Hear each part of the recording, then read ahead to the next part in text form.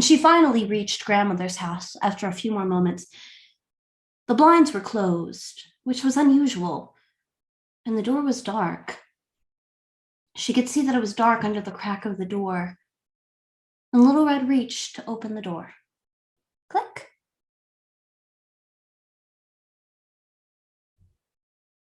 Little Red pulled the door shut behind her.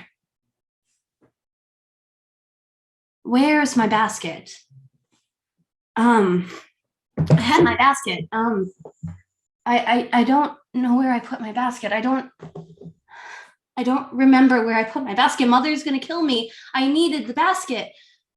And she started to walk home. It was getting dark. And her mother had specifically told her to be home before dark. I tried to protect her. I wanted to protect her. It was my job to protect her. She's pulling away from me. We're going home. No, I don't. Should we be going home?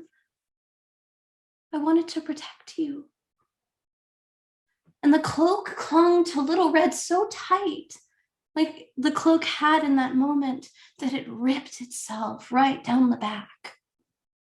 One single thread split, and the cloak was in two. Little Red walked faster. I don't know what I did with my basket. I don't understand what I did to my basket. Why is my basket not here? Did grandmother even get her cake?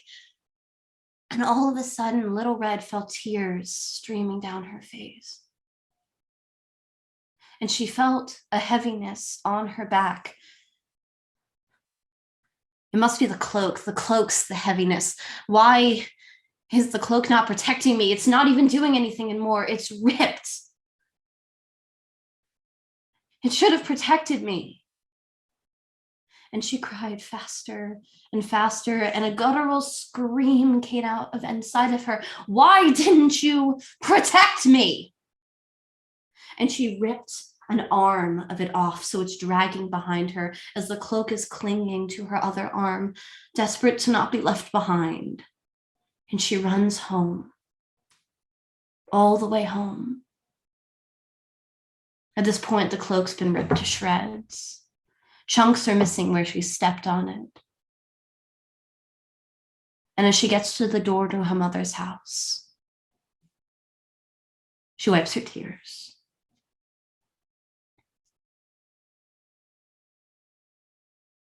I shouldn't have talked to strangers. I shouldn't have let her talk to strangers. Is it really my fault? Could I have protected her? Was the final thought of the cloak as she ripped it off and she threw it in the fire pit next to the door.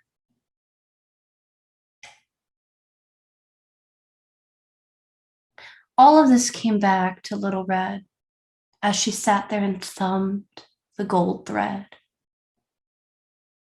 and then the blue thread, and then the silver thread that fixed the middle of the cloak years later.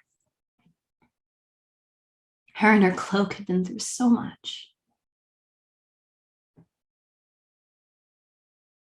After she had gotten home that night, Little Red remembered that her mother had told her that unfortunately, every first walk in the woods is a little dangerous.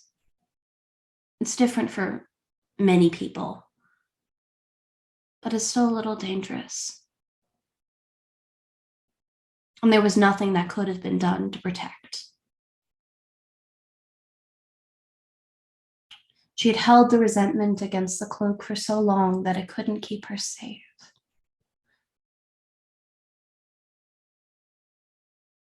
I hope she understands I tried. The most I could do was to hold her tight.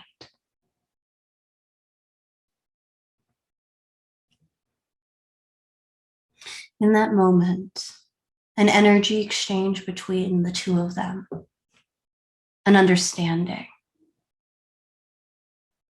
And Little Red felt the weight finally lift off her back. The cloak looked almost new to her. She picked it up and she laid it in the cradle next to her granddaughter. Dear granddaughter, I think this cape will keep you safe as you go on your first walk. Thank you.